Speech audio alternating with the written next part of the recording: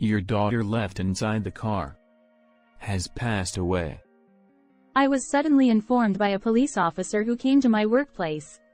Disturbed, I hurriedly contacted my mother, who was supposed to be with my child. We're together. She's having a snack right now.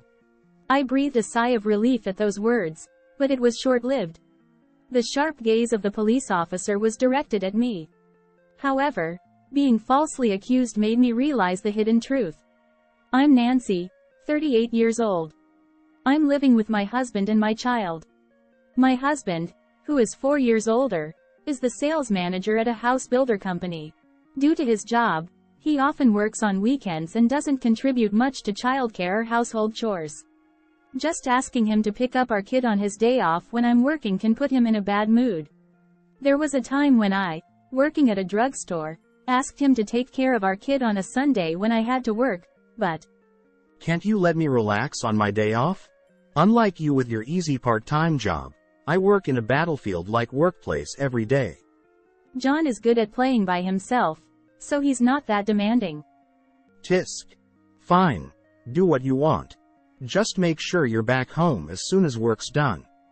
Feeling worried if he's actually taking care of things properly with such an indifferent attitude, I couldn't focus on work that day. Eventually, I started leaving the kids with my mother who lives nearby. Being bad at expressing myself, I knew arguing wouldn't help and I didn't like the tense atmosphere. I guess he's just tired. Can't be helped. With that mindset, I've been struggling with childcare and household chores while working part-time. Then, one day, the unexpected happened. I remember that day being very cold. Early in the morning, I received a frantic call from my manager at work. Can you come in to cover for a sick staff member? Staff members often cover for each other in times of need. I might be a bit late as I need to drop off my kid, but I'll be there. After hanging up, I called my mother, who readily agreed to help out, and I quickly started getting ready. Should I take him to your mother-in-law's place? My husband Jason said something surprisingly cooperative. Really? Are you sure? What about work? His usually indifferent attitude made his offer seem out of character, leaving me surprised. It's fine. We'll make it in time if we leave now. Watching my husband happily lift up our child, I felt a rush of happiness. Thank you. Oh, but we need a child seat for this one. How about using Nancy's car today? I'll drive you to the station too. You can't handle driving my car, right? His car is large, and I'm too scared to drive it. Are you sure? That would be a big help.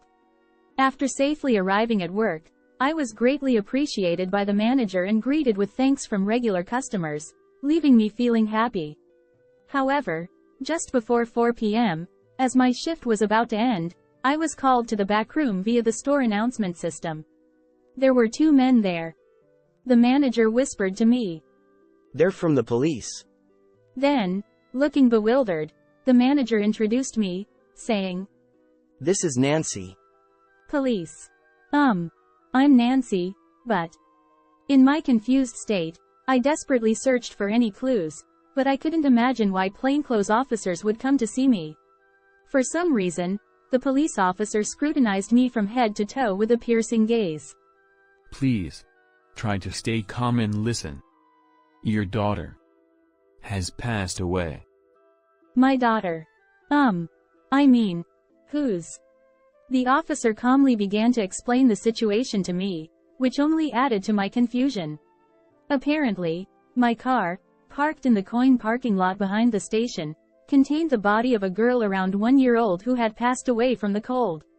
The driver of the car parked next to mine happened to notice something was wrong and called an ambulance, but it was too late by the time they arrived. It was only then that I finally understood that I was being suspected as the one responsible for creating that situation. Wait a minute. I don't understand what's going on, and I only have a son. Besides, I left him with my mother today. The police officer lightly brushed off my desperate explanation, adopting an uncompromising attitude. It seemed they had already concluded that I had left my child in the car while I was at work. Treated almost like a criminal, I was finally allowed to contact my mother after being placed in the police car. My, what a strange child. She's with me, isn't she? My mother, unaware of the situation, sounded incredulous over the phone. Though I felt relief hearing that my son was safe, the fact remained unchanged. The girl was found dead in my car. Upon arriving at the police station, I was repeatedly questioned by a sharp-eyed detective, who asked the same questions over and over again. I explained that on that morning, my husband had taken our child and driven him to my mother's place in my car. As a result, my suspicion seemed to have been cleared for the time being, but despite the police's attempts to contact him, my husband remained unreachable. While the police tried to reach him, they asked me, "Do you know the deceased girl? We'd like to confirm." Honestly, this moment was more painful than being suspected myself. Seeing the girl lying there, seemingly asleep, I couldn't help but cry for her. Unfortunately, my impression of her was that I might have seen her somewhere before. When I honestly conveyed this to the police officer, he said, "Please contact us if you remember anything." Finally, I was released. It was getting dark outside, and I hurried to my mother's house where my son was waiting. While my child slept, I explained the situation to my mother, who comforted me, crying and comforting me. When I returned home, it was past 9 p.m., and my son fell asleep immediately. During that time, I called my husband several times, but there was no answer. Finally, late that night, I received an email from him saying, I suddenly had to go on a business trip. I immediately tried calling him, but the calls just kept ringing, so I replied to the email saying, "Something serious is happening." However, after that, I couldn't reach him again. That day, I spent the whole night without sleeping, but there was something else bothering me besides my husband. That girl. I feel like I've seen her somewhere before. Anyway, I won't know anything until I ask my husband about the situation. I waited for the start of my husband's work hours and finally mustered the courage to call him. I wanted him to contact his company from his business trip location, but to my surprise, I found out that he had been on leave since the previous day. "Oh, I see. I'm sorry, thank you." After hanging up, I couldn't think straight for a while. In the midst of shock, the only thing I could think of was to consult with my best friend Amy. As I opened my phone to make the call, I was startled. Hastily, I checked the messages Amy had sent me. No way. This can't be true. In one of the messages was a picture that shocked me to the point where I involuntarily exclaimed. Because there, in the photo with Amy, was the girl who had been left in my car. What a revelation. The deceased was Amy's daughter. Yesterday's inexplicable events suddenly fell into place. Why was Amy's child left in my car? It wasn't just paranoia. I became convinced that my husband and my best friend were having an affair. And I recalled a scene from 2 years ago when Amy, divorced and single, got pregnant. She had said, "Who the dad is will be a secret from Nancy. The life of an unwed mother, right?" With a meaningful smile. Could that girl possibly be my husband's child? There was no concrete evidence, but I couldn't let it slide. Overwhelmed with anger at being deceived by my husband and best friend for so long, and for the sake of the deceased girl, I resolved to uncover the truth. Despite my usual aversion to confrontation, I had been passive in contradicting my husband until this betrayal opened my eyes. An innocent child suffered because of the foolishness of 2 adults. I was determined to bring closure, so I immediately took action. After dropping off my child at daycare, I headed straight to Amy's house. When I arrived at her apartment and rang the doorbell, Amy, with sleepy eyes, opened the door. "Long time no see. Were you sleeping?" "Huh? Nancy. Why?" Seeing Amy's bare face, she quickly tried to close the door, but I anticipated it and wedged my bag between the door. "Jason is here too, right? Let's talk inside." I think I found Amy's fluster amusing and was smiling. Perhaps my smile seemed eerie and frightening to Amy. "Fine. But that's so unfair, springing this on me out of nowhere." With a tense smile, Amy reluctantly let me in. I heard her calling out to my husband to wake up from the back room. Huh. Nancy? My husband was indeed there, still half asleep. However, his surprise lasted only a moment, and by the time he came to the living room, he was already completely unapologetic. Tisk. So, you figured it out, huh? Upon seeing my face, he brazenly remarked in a joking tone. Amy, who had been flustered just moments ago, was now grinning behind my husband. Could you stop teasing me? I have something to ask. I said. Oh, scary, scary. Feeling the urge to shout at Amy for her feigned surprise, I desperately suppressed it. You probably contacted her about her daughter, right? Even though you know that, why aren't you two going to pick her up? It seemed like my husband and Amy expected me to be contacted about Amy's daughter. How much do these people really know? Still, I couldn't understand their actions. Come on, cut me some slack. Isn't she being taken care of by the police? With those words, I realized they didn't know about the death of her child, but I was shocked by their overly optimistic attitude. At that moment, I decided I would only reveal the truth after extracting it from them. But why did this happen? I asked. Well, we were surprised too. When we got back to the parking lot, there were a lot of people around the car. Yeah, there were some dramatic folks there. Then, the two of them started chatting away about what happened the day before. It turns out my husband, who had taken a day off, had planned to spend time with Amy from the start. But when they tried to check into a hotel near the station, Amy's child became a nuisance, they said. So, they parked my car in a coin parking lot and went to the hotel, leaving the child in the car. Learning about their impulsive actions left me speechless. And when they returned from the hotel to the parking lot, they found the police surrounding my car and even an ambulance had arrived. Feeling it was getting serious, they apparently fled the scene. In such a situation, one would normally worry about the child, but the two of them had conveniently interpreted the situation to suit themselves. They were considering that the police were taking care of the child, seeing it as an opportunity to take a break from childcare duties for a while and relax. It left me utterly dumbfounded. So, how long have you two been together? I asked straight to the point, despite their unabashed recounting of events. You're quite oblivious, aren't you? Oh, that's so like Nancy. Well, it's been since right after my divorce. It's been 4 years. I was just helping Amy out with her divorce. It's a common pattern. I had actually suspected my husband of cheating at the time, but being pregnant, I chalked it up to nerves and dismissed it as my imagination. It was quite a surprise to find out that his affair was with my best friend. Right. So, then you're the father of Amy's child? That's right. Unlike our son, our daughter is adorable. Peering into my face, as if trying to provoke me, my husband nonchalantly admitted to it. He said he just happened to think of borrowing my car.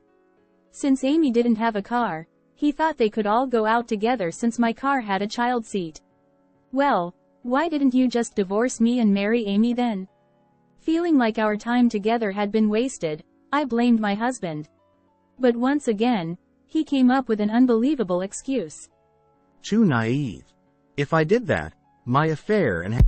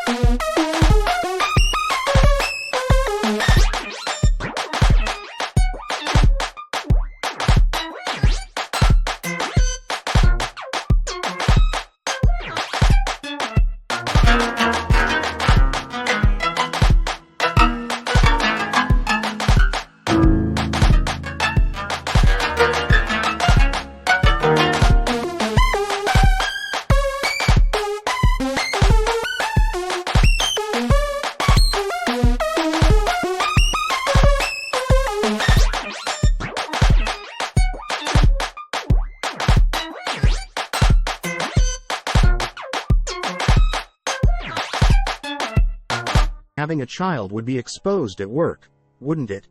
It would hinder my promotion. To sacrifice us for that. I thoroughly despised my husband. Nancy, that's not all. Even Amy, who was next to my husband, snickered and began to speak down to me. Jason said since his wife can't even talk back, she's basically just a maid, so he can do whatever he wants from now on as well. Well, but, Amy, was that really okay with you? Even though you have kids? I asked with genuine curiosity, but Amy burst into laughter, clutching her stomach. Haha. I'm so done with marriage. As long as I get my living expenses, I'm fine. Yeah, Amy's a hassle because she's expensive, unlike Nancy. Haha. My husband and Amy spoke so frankly, as if I were just part of the scenery or something. I was beginning to reach my breaking point with these selfish two. Anyway, what are we going to do now? You can't just leave it like this, can they? I subtly steered the conversation. Is it that serious? Amy, go pick her up right away. Yeah, I guess we've been caught. I have to go pick her up. But, I'll probably get scolded by the police. She's not old enough to come home alone anyway. Up until now, they hadn't shown any concern for the child, only worrying about themselves whenever they opened their mouths. Enough is enough. There's no room for sympathy. Finally, I decided to reveal the truth here. I'm disgusted. Both of you are only thinking about yourselves. Huh? What are you trying to say? My husband glared at me with displeasure, but I felt no hesitation. I'll tell you the truth. Your daughter died yesterday. Because she was left in the car in the middle of winter. Both of them widened their eyes in shock and disbelief. Poor thing. How cold must it have been? What are you talking about? That's impossible. Your thoughtless actions took the life of an innocent child. Then, Amy pointed at me and started yelling. It's your fault. It's all Nancy's fault. Amy, you're really something else. How about showing a little remorse? Shut up. Shut up. It's all Nancy's fault for marrying Jason. Amy introduced her husband to me, so I couldn't understand the meaning behind it. I thought perhaps Amy was in a state of confusion due to the shock of losing her child. When I was going through a tough divorce, you had to rub it in by getting married. Showing off.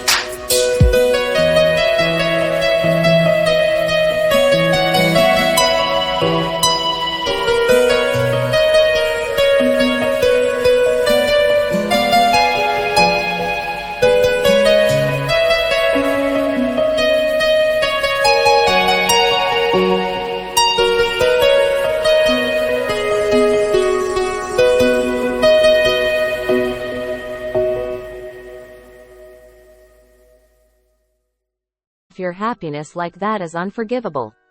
What are you talking about? Your affair was the reason for the divorce, wasn't it? You brought it upon yourself.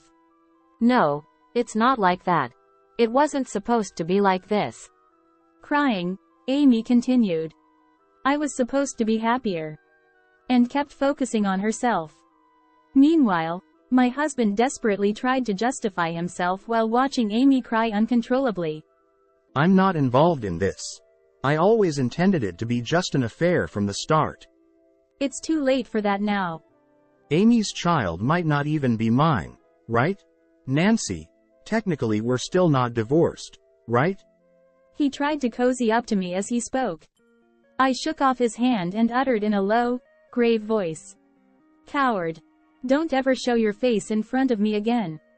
With that, I discreetly contacted the police while leaving the scene, casting a sidelong glance at the two engaging in an ugly argument. 2 days later, I received a call from the police informing me that the evidence from the surveillance cameras in the parking lot had been crucial, leading to the arrest of the two. Now, both of them will face legal consequences. They will have a long and tough road ahead, all of which they have sown themselves. Meanwhile, I began a peaceful life with my mother and son. With the help of the drugstore manager, I secured a job as a full-time employee. I am excited for this unexpected fresh start in life.